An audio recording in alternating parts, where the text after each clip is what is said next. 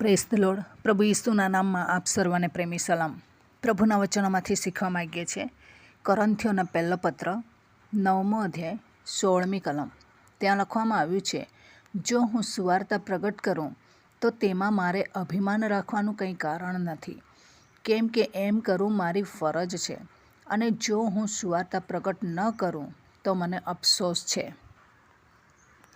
Paul પ્રેરિત એ કેટલો ભણેલો હતો, એને કેટલી ડિગ્રી હતી, અને એ શું બની શકે છે, એ સારામની લાઈફ એ જીવી શક્યો હોત.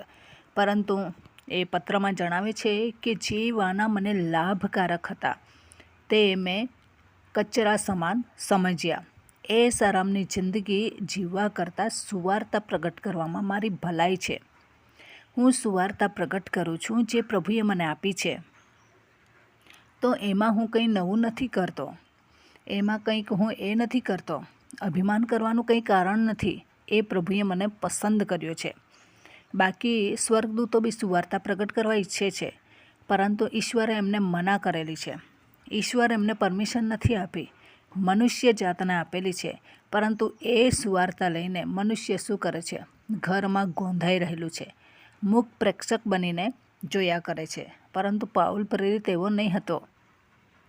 ઘણા લોકો એવું વિચારે છે કે જો હું હદ ઉપરાંતનું કામ કરીશ તો મારા ઉપર ખતરા આવીને ઊભા રહેશે, અને એના માટે ઈશ્વરે વધારે આપેલું છે, તો છતાં પણ લઈને બેસી ગયેલા છે, કાઠ ખાઈ ગયેલું છે. પરંતુ જેની પાસે થોડું છે એ મહેનત કરી રહ્યા છે. પાઉલ પ્રેરિત કહે છે કે સુવાર્તા પ્રગટ કરવી એ મારી ફરજ છે, અને જો હું એ સુવાર્તા પ્રગટ નહીં કરું તો મને અફસોસ. અફસોસ આ શબ્દ સિમ્પલ રીતે વપરાતો નથી. જ્યારે ઘણું મોટું ખોટું કામ કરીએ છીએ ત્યારે વપરાય છે. તો આજે આપણે સુવાર્તા પ્રગટ નહીં કરીને ઘણું મોટું કામ કરી રહ્યા છે. ઘણા બધા લોકો એવું માને છે કે આ તો પાળકનું કામ છે, સ્ટેજ પરથી એ પાળક કામ કરે છે. પરંતુ મેં ઘણી સાક્ષીઓ સાંભળી, સ્કૂલોની સાક્ષીઓ સાંભળી, જ્યાં ભણી રહ્યા હોય સ્ટુડન્ટો, એમની સાક્ષીઓ સાંભળી.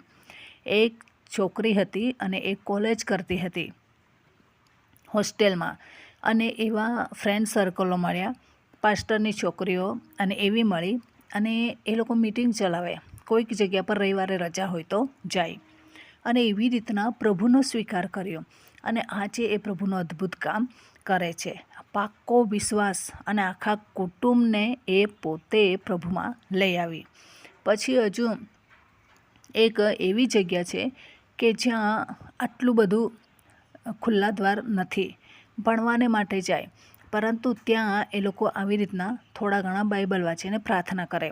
અને બાઇબલ વાંચીને પ્રાર્થના કરે તો એવા લોકો મધ્યે પ્રભુને વધારે લોકોએ પકડી લીધો, અને એવી રીતના એ પ્રચારનું કામ આગળ વધે અને પોતાના કુટુંબને બચાવે છે.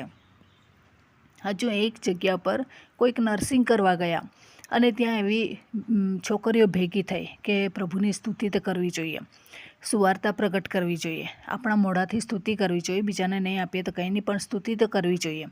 એમ કરીને સ્તુતિ કરતા હતા, અને રવિવારના એવા ભક્તિ સભામાં ગયા. એ લોકોને બહાર કાઢી મૂક્યા, પરંતુ તો છતાં પણ એ લોકો અપમાનિત થયા, તો છતાં પણ પ્રભુનું નામ એમણે છોડ્યું નહીં, અને ફરીવાર રજા લઈને લોકો પ્રભુની સ્તુતિ કરવા ગયા. આજે જે સ્વતંત્ર છે, જેમની પાસે સાંકળો નથી, જેમની પાસે પૈસા છે, જેમની પાસે રોકટોક નથી, જેમની પાસે કંઈ જ બંધન નથી, એ લોકો આજે બીમાર થઈને આરામ કરે છે ઘર પર.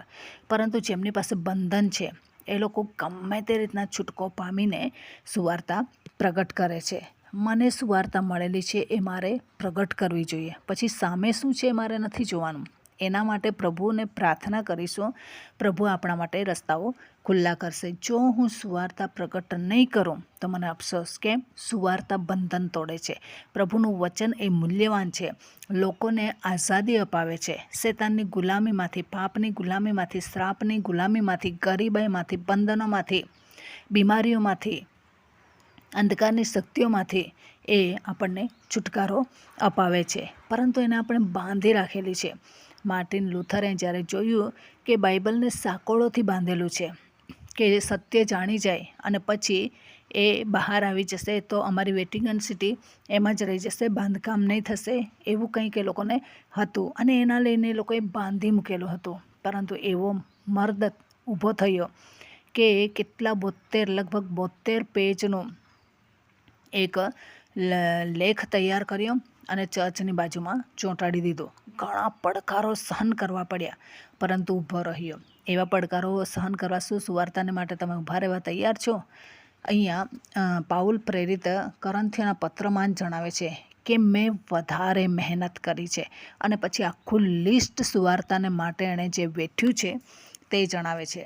એટલા દુઃખોમાંનું એક બી દુઃખ આપણે વેઠેલું છે કે એકાદ વાર સોટીનો માર પડેલો છે કે કોઈકે અપમાન કર્યું છે કે કોઈક આપણને રસ્તામાં માર્યા છે કે સમુદ્રમાં પડી રહેલા છે કે ઉજાગરા કમસે કમ નથી સહન થતા.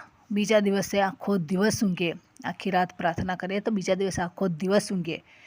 એવા આપણે સુવાર્તાને માટે કશું જતું કરવા તૈયાર નથી. ઘણા લોકોને નાઇટમાં પ્રાર્થના હોય તો ઊંઘ નથી છોડાતી. અમારાથી થાય જ નહીં. પ્રભુ કહે છે કે ઈશ્વરની સહાયથી હું બધું કરી શકું છું. એ પ્રભુના માટે પ્રભુએ પાઉલ પ્રેરિતને કીધું છે. પાઉલ પ્રેરિત કહે છે ઈશ્વરની સહાયથી હું બધું કરી શકું છું.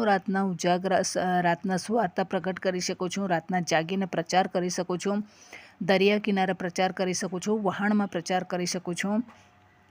મુસીબતો હોય તો એવા સમયમાં હું એ પ્રમાણે સંકટમાં પણ પ્રચાર કરી શકું છું. કેટલા વાદ વિવાદોની વચ્ચે એણે સુવાર્તા પ્રગટ કરી છે. એક જગ્યા પર તેને શું કહે છે, આ લવરીખોર શું કહે છે?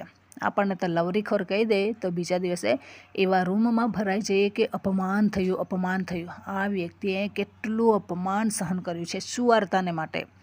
આજે આપણે એવા સુવાર્તાને માટે શું કર્યું છે? એકવાર લિસ્ટ તૈયાર કરજો. શબ્દ નહીં મળશે કે આનામાં પ્રભુને માટે મેં આમ કરેલું છે, ઉજાગરા બેઠેલા છે, આટલી મિટિંગોમાં ગઈ છું. નથી. જ્યાં સુવિધા હશે ત્યાં જશે. વરસાદ પડશે, મિટિંગો કેન્સલ. વધારે ઠંડી પડશે, મિટિંગો કેન્સલ. વધારે ગરમી પડશે, મિટિંગો કેન્સલ.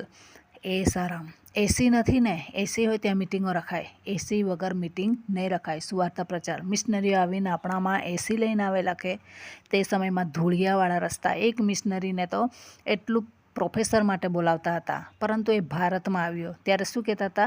એમ કે તાપમાં મરવાને માટે એ ભારત જાય છે. તો છતાં પણ એ મિશનરી આવીને આપણને સુવાર્તા આપી. પણ આપણે ભારતના લોકોને માટે તાપ વેઠવા તૈયાર નથી, એસી છોડવા તૈયાર નથી. તો પછી તમને અફસોસ છે.